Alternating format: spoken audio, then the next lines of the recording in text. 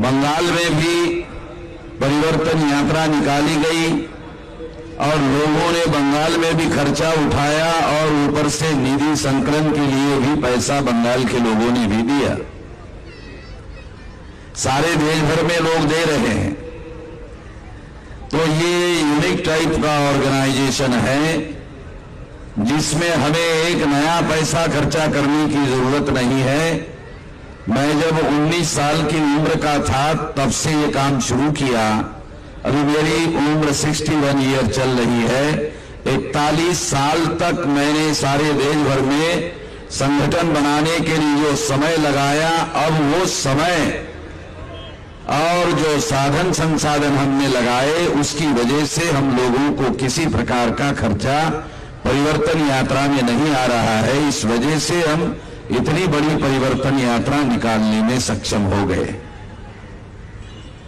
ये परिवर्तन यात्रा अनुभव महाराष्ट्र में 42 दिन का लेने के बाद हमने 7 अगस्त 2018 से ये परिवर्तन यात्रा 6 महीने की शुरू की, तो 6 फरवरी 2019 तक चलेगी और 441 जिलों में 31 राज्यों में 441 जिलों में ये परिवर्तन यात्रा जाएगी, गुजरेगी और 2024 तक ये परिवर्तन यात्रा चलेगी। 6 महीने परिवर्तन यात्रा और 6 महीने आंदोलन चलेगा। 6 महीने की परिवर्तन यात्रा चलेगी, 6 महीने आंदोलन चलेगा।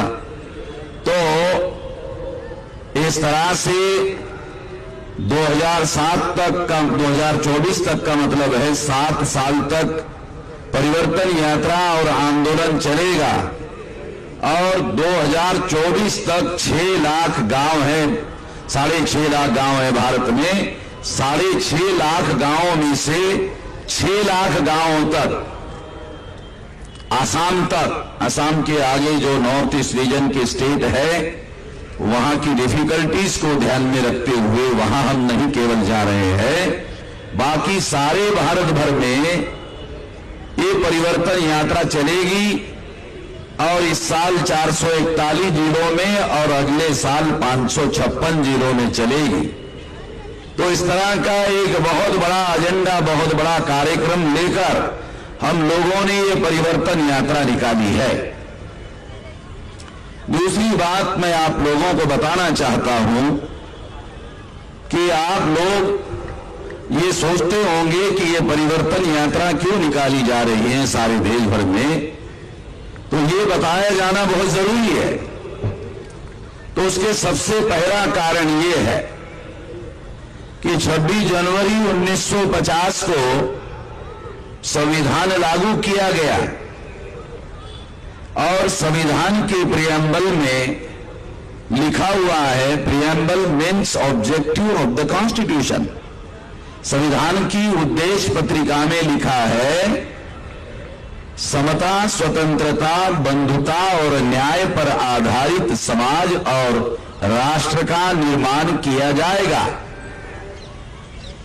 26 जनवरी 1950 को संविधान सभा ने समस्त भारत की प्रजा को आश्वस्त किया कि आजाद भारत में जो संविधान लागू किया जा रहा है वो आपको आश्वासन देता है कि समता, स्वतंत्रता, बंधुता और न्याय पर आधारित समाज और राष्ट्र का निर्माण किया जाएगा।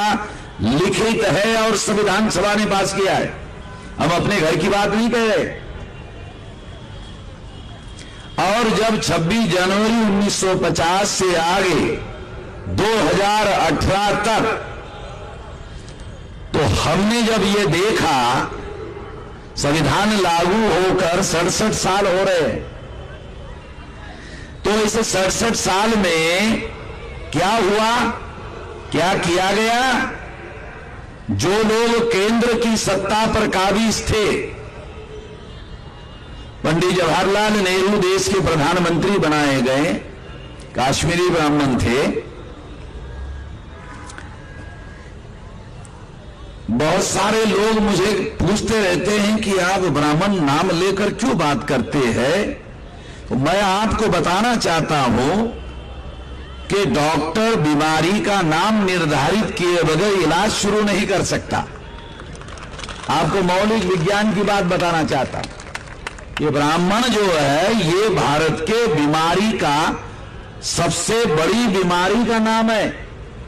गुरु ग्रंथ साहब पढ़ लो तो आपको पता चलेगा, लिखित में है। हमारे गुरुओं का भी यही कहना था, झूठ न बोल पांडे।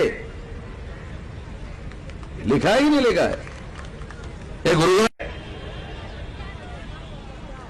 तो ये केवल मैं अपनी बात नहीं कह रहा हूं, हमारे गुरु भी यही कहते थे। तो साथियों, ये बात मैं इसलिए आप लोगों को बता रहा हूं कि कुछ लोगों को ऐसा बोलने में थोड़ा हिचक होती है। अब साल 2 साल रहने के बाद इनको भी समझ में आ जाएगा, नहीं नहीं ये बीमारी है, बहुत बड़ा बीमारी है, समझ में आ जाएगा। इस्लाम तो किसी प्रकार की गैर बराबरी नहीं मानता है। गुरु ग्रंथ साहब में जैसे लिखा हुआ वैसे कुरान में भी लिखा हुआ है, लिखित है। किसी प्रकार की गैर बराबरी, रंग के आधार पर, जाति के आधार पर किसी प्रकार की गैर बराबरी जो है वो नहीं मानते। तो खैर, मैं जो बात आप लोगों को बताने के लिए कह रहा था कि ये परिवर्तन यात्रा हमने क्यों निकाली है। प्रधानमंत्री बनाए गए और उन्होंने देश को चलाया, फिर उनके बेटी ने चलाया, फिर उनके नाती ने चलाया। तो जो कुछ हुआ इतने साल चलाने के बाद जो रिजल्ट आया, वो रिजल्ट ये है कि इन लोगों ने भारत में ब्राह्मण राज, स्वतंत्रता, बंधुता और न्याय पर आधारित समाज और राष्ट्र का निर्माण करेंगे, ऐसी घोषणा करने वालों में, प्रमुख लोगों में जवाहरलाल नेहरू भी शामिल थे। मगर जब आज हम समीक्षा करते हैं तो समीक्षा करने के बाद हम इस नतीजे पर पहुंचते हैं कि ब्राह्मणों ने देश पर ब्राह्मण राज थोप दिया है। ब्राह्मणों ने देश पर ब्राह्मण राज थोप दिया है।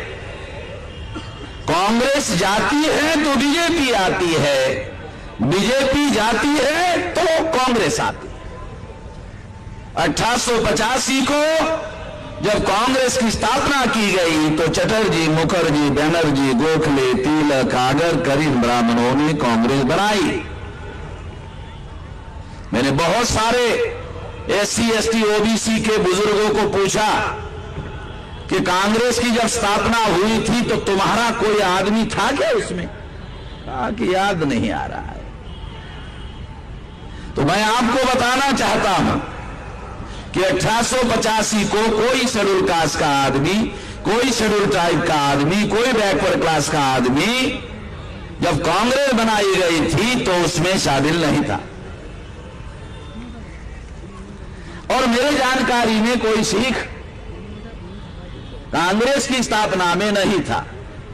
कांग्रेस की स्थापना में 2 लोग थे, एक चटर्जी, मुखर्जी, बनर्जी, गोखले, तिलक, आगरकर, और अंग्रेजों के रिटायर्ड ICS ऑफिसर, अंग्रेज और ब्राह्मण दोनों ने मिलकर, बिशप साहब रिकॉर्डेड बातें बोल रहा हूं,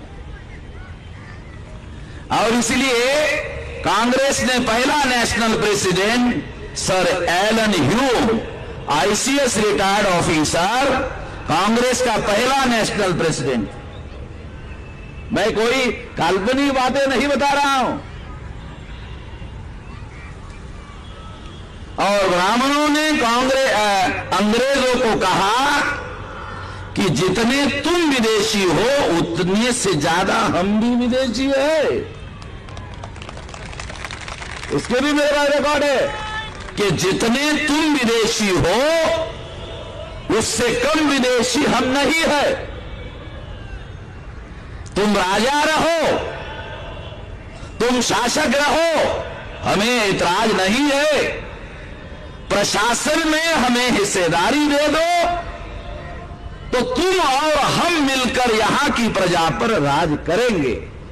ये भाषण बाल गंगाधर तिलक ने यवतमाल में, आकोला में और भुसावल में भाषण किया। उनका डेली पेपर निकलता था केसरी, उसमें छापा। वो केसरी का पेपर उस समय का मेरे पास है, एविडेंस रखा हुआ है।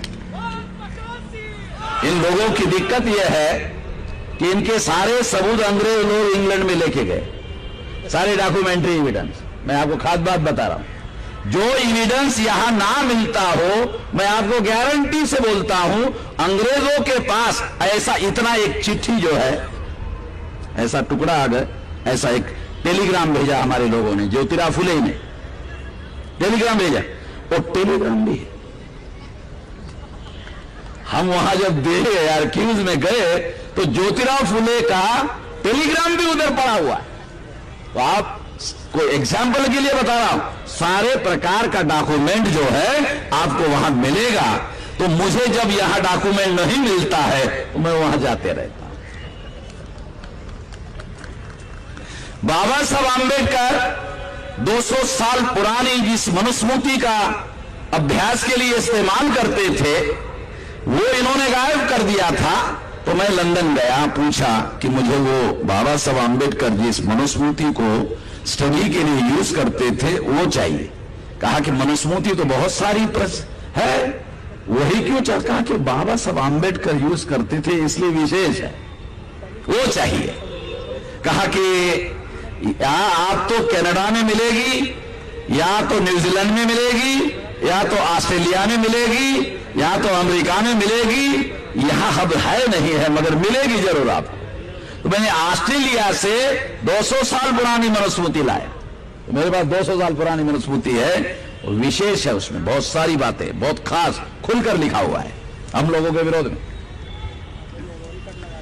तो मैं खास बात आपको बता रहा था कि संविधान में लिखा हुआ है, घोषित किया हुआ है कि समता, स्वतंत्रता, बंधुता और न्याय पर आधारित समाज और राष्ट्र का निर्माण करेंगे। उसके विरोध में इन्होंने ब्राह्मण राज भारत के लोगों पर थोपा, ये हमारा कहना है। ब्राह्मणों ने सारा का सारा काम संविधान और कानून के विरोध में किया, ये हमारा कहना है। हमारी कोई जाति दुश्मनी नहीं है ब्राह्मणों के साथ में। मुझे जब महाराष्ट्र में पूना में पूछा गया था कि आप ब्राह्मणों का विरोध क्यों करते हैं, तो मैंने कहा तुम्हारे सवाल का जवाब दूंगा, मगर मेरा एक छोटा सा सवाल है, उसका जवाब दो। तो कहा कि पूछो। हमने कहा कि गांधी जी अंग्रेजों का विरोध क्यों करते थे? कहा कि वो विदेशी थे। तो मैंने कहा मैं भी ब्राह्मणों को विदेशी मानता हूं, इसलिए मैं भी विरोध कर रहा हूं।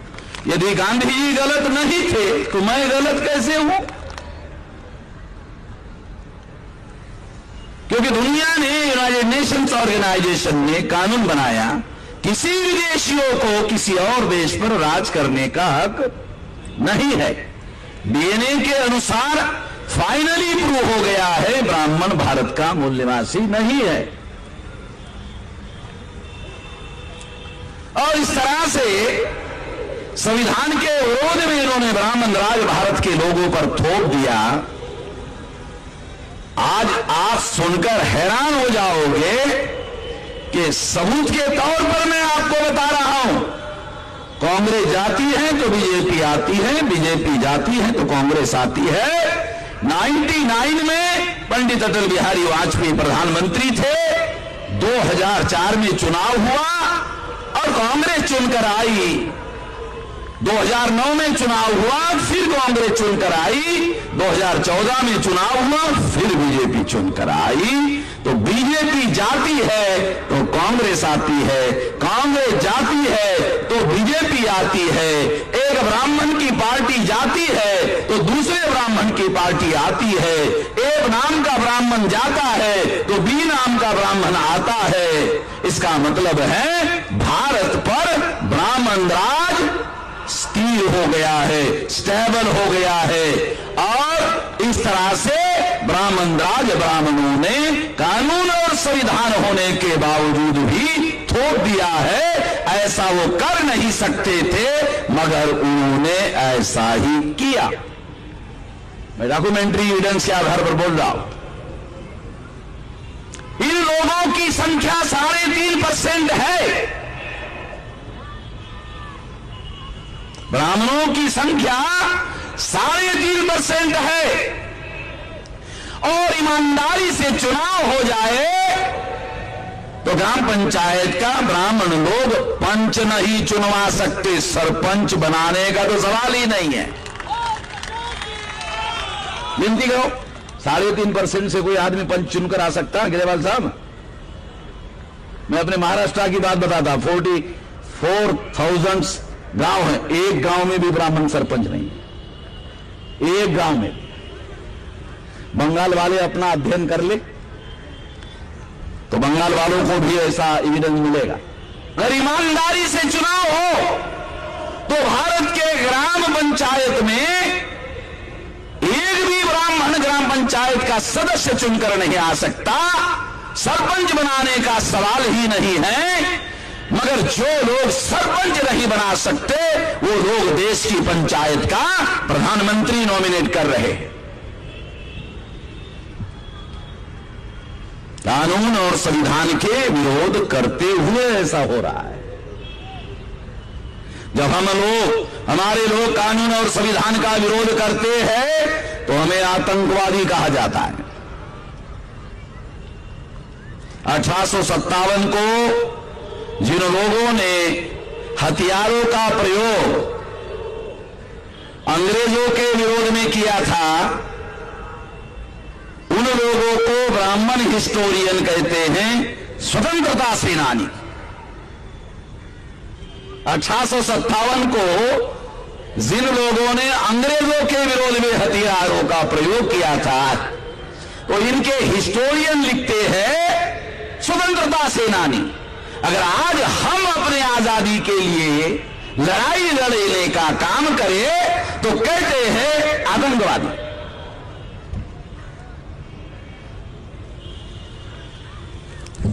गुलामी दुनिया में सबसे बुरी चीज है और यूनाइटेड नेशन ऑर्गेनाइजेशन ने गुलामी को सारे दुनिया में गैर जरूरी, असंवैधानिक और मानवता के विरोध में सबसे बड़ा अपराध घोषित किया गया है।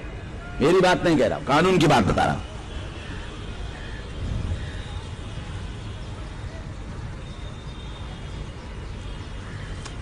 यानी कांग्रेस जाती है तो बीजेपी आती है, बीजेपी जाती है तो कांग्रेस आती है। अब कांग्रेस और बीजेपी और कांग्रेस के बीच में कंपटीशन चल रहा है कि कौन बड़ा हिंदुत्ववादी है। नरेंद्र मोदी वाराणसी चुनाव लड़ने के लिए 2014 में गए तो लोगों को कहा कि मैं यहां आया नहीं हूं, मैं यहां आया नहीं हूं, गंगा ने मुझे बुलाया। मैं यहां आया नहीं हूं, गंगा ने मुझे बुलाया है। और कुछ दिन पहले राहुल गांधी कैलाश पर्वत पर गए और कहा मैं आया नहीं हूं, कैलाश जी ने बुलाया है। कंपटीशन चल रहा है बीजेपी और कांग्रेस और बीजेपी के बीच में कि कौन बड़ा हिंदुत्ववादी है। अब मुसलमानों के सामने संकट खड़ा हो गया कि कल हम इनको सेकुलर कहते, साला आप कहे कैसा। मुसलमानों के सामने एक बहुत बड़ा संकट खड़ा हो गया है कि कल तक हम इन लोगों को सेकुलर कहते थे, अब क्या कहें। क्योंकि अब तो जो चीज छुप कर थी, जो मोहम्मद अली जीना कहते थे तो लोग नहीं मानते थे। जो बाबा साहब आंबेडकर कहते थे तो लोग नहीं मानते थे, जो ज्योतिराव फूले ने कहा जो लोगों ने नहीं माना, अब वही बात कांग्रेस के लोगों ने जो छुपा के रखी थी वही बात सामने ला लिया है। और लोगों को मालूम हो गया कि दोनों पार्टियां जो है इसमें कंपटीशन चल रहा है कि कौन ज्यादा बड़ा हिंदुत्ववादी है। अच्छा, हिंदुत्व क्या है? तो बाबा साहब आंबेडकर ने कहा Hinduism is nothing but Brahminism. बिजब साहब, बाबा साहब आंबेडकर, मैं तो अथॉरिटी नहीं हूं मगर बाबा साहब आंबेडकर तो अथॉरिटी मानी जाती है। उन्होंने कहा Hinduism is nothing but Brahminism, यानी हिंदुत्व दूसरा तीसरा कुछ नहीं है, एक ब्राह्मणवाद ही हिंदुत्ववाद है। ओरिजिनल ब्राह्मणवाद ही हिंदुत्ववाद है, क्योंकि हिंदुओं के धर्म ग्रंथ क्या है? पूछो, ब्राह्मणों को पूछो हिंदुओं के धर्म ग्रंथ क्या है तो कहते हैं वेद, श्रुति, स्मृति, पुराण, रामायण, महाभारत, गीता। अरे तो ब्राह्मणों के ना धर्म ग्रंथ है, ये तो ब्राह्मणों के धर्म ग्रंथ है, ये हिंदुओं के धर्म ग्रंथ थोड़ी है। क्योंकि वेद में श्रुति, स्मृति, पुराण, रामायण, महाभारत, गीता में कहीं पर भी हिंदू शब्द नहीं है। हिंदू शब्द संस्कृत भाषा का नहीं है, हिंदू शब्द भारतीय भाषा का नहीं है, हिंदू पर्शियन भाषा का है। और मुसलमानों का आगमन भारत में हुआ, उसके साथ हिंदू शब्द आया, उसके पहले भारतीय लिटरेचर में हिंदू शब्द नहीं था।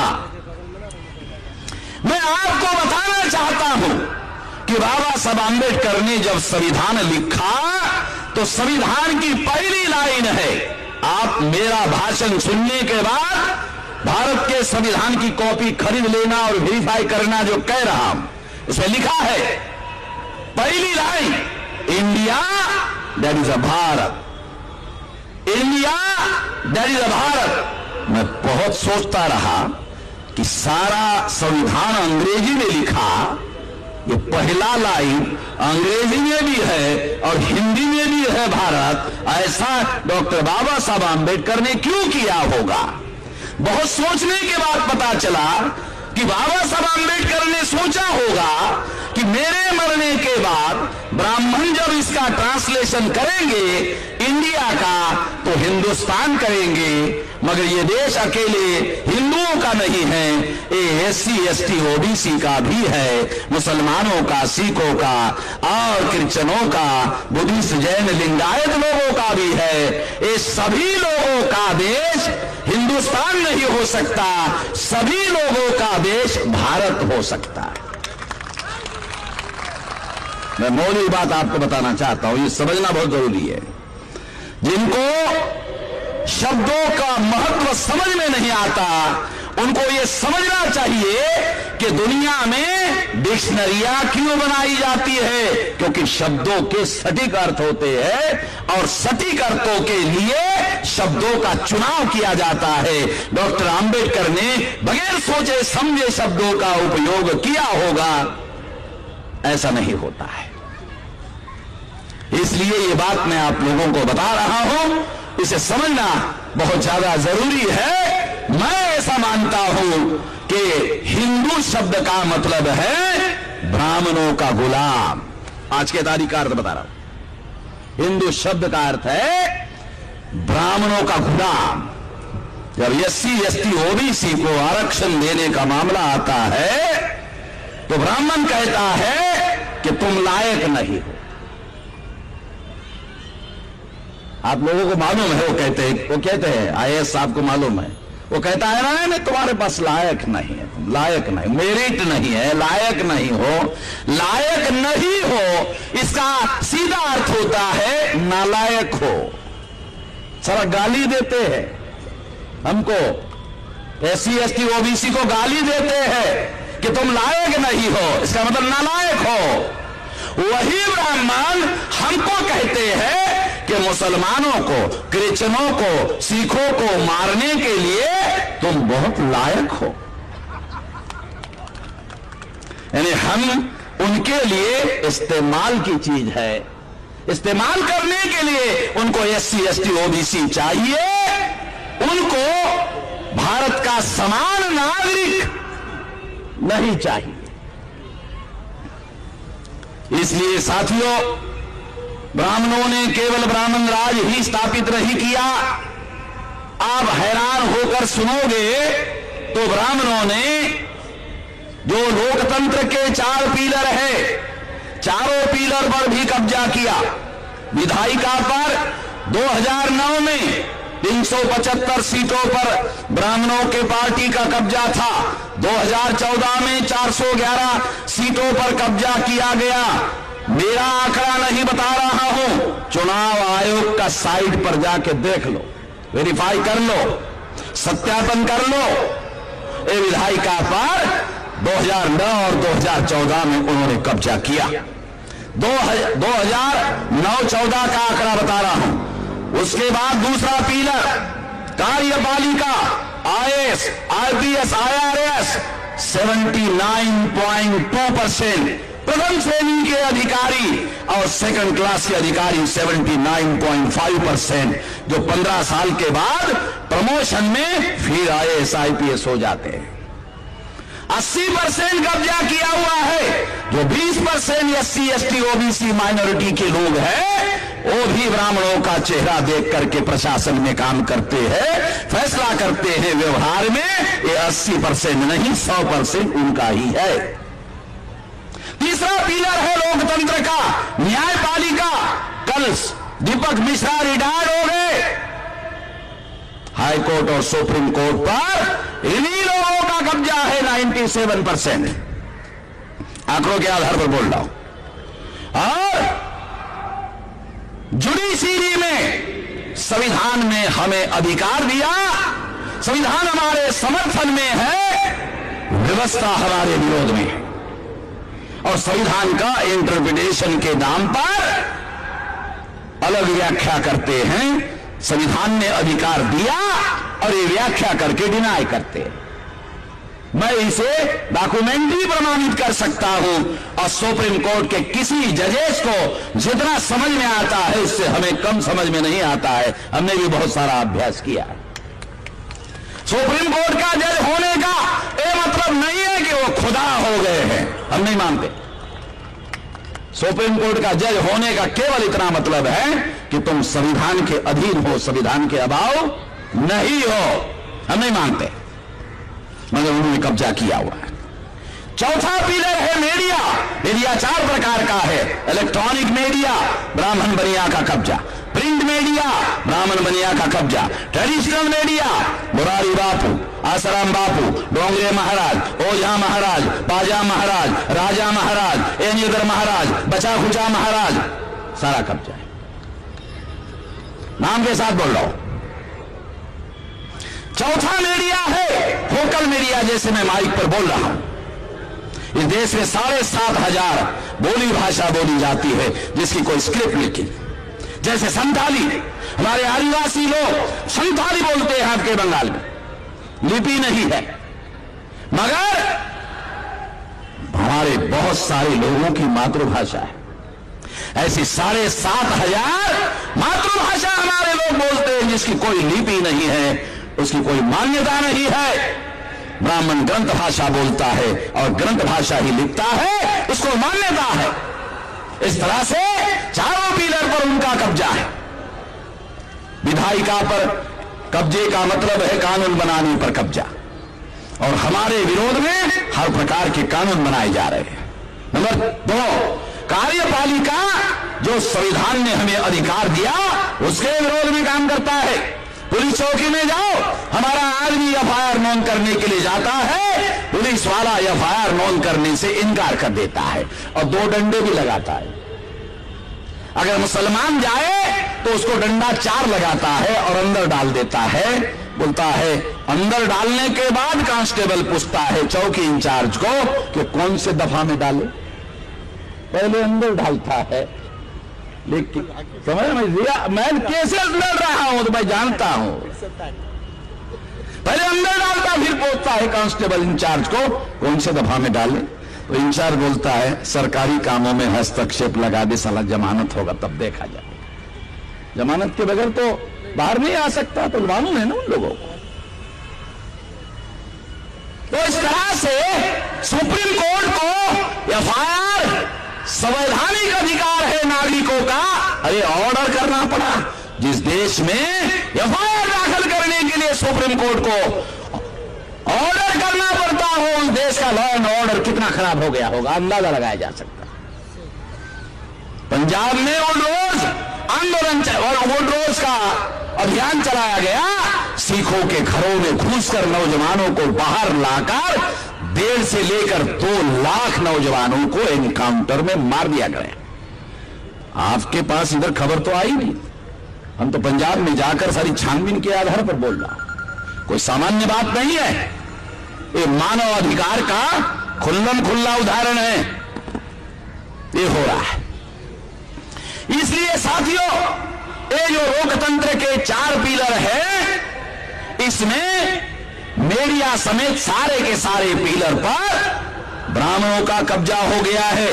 अगर ब्राह्मणों का कब्जा हो गया है तो इसका मतलब है ये लोकतंत्र नहीं है, ये ब्राह्मण तंत्र उन्होंने बना दिया है। तो एक तो ब्राह्मण राज स्थापित कर दिया, दूसरा लोकतंत्र खत्म कर दिया, तीसरा ब्राह्मण तंत्र स्थापित कर दिया। और अगर लोकतंत्र खत्म कर दिया तो लोगों की सारे उम्मीदों पर पानी फिर गया है। और संविधान ने जो 26 जनवरी 1950 को संवैधानिक जनतंत्र, संवैधानिक लोकतंत्र घोषित कर दिया था, खत्म कर दिया गया है।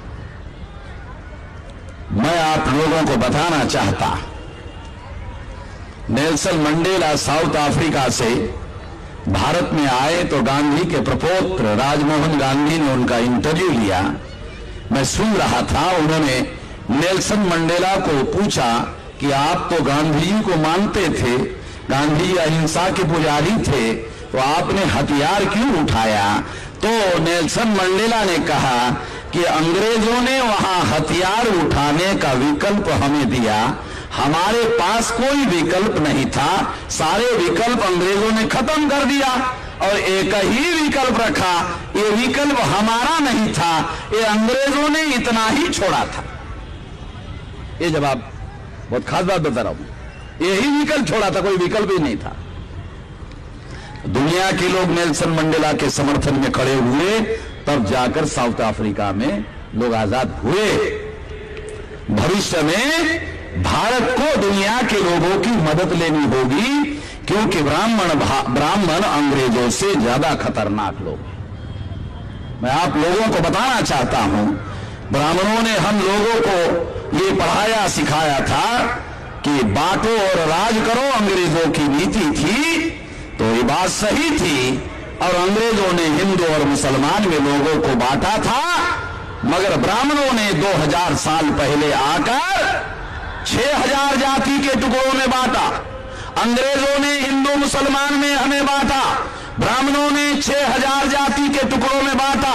1700 जातियां शेड्यूल कास्ट की है, 900 जातियां आदिवासियों की है, 3743 जातियां ओबीसी की है। गिनती करो, 6000 से कम नहीं, ज्यादा ही है। 6000 जाति के टुकड़ों में ब्राह्मणों ने हमें बांटा।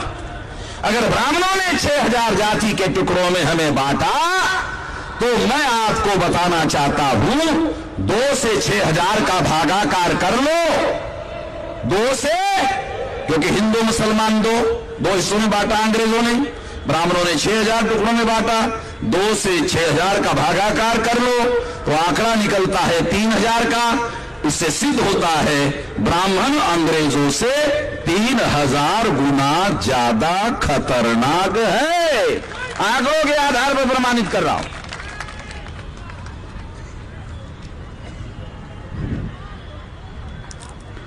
बहुत सारे लोग विदेश से भारत में आए, उनके जाने का भी रिकॉर्ड है, ब्राह्मण भारत में आने का रिकॉर्ड है, जाने का अभी तक कोई रिकॉर्ड उपलब्ध नहीं है।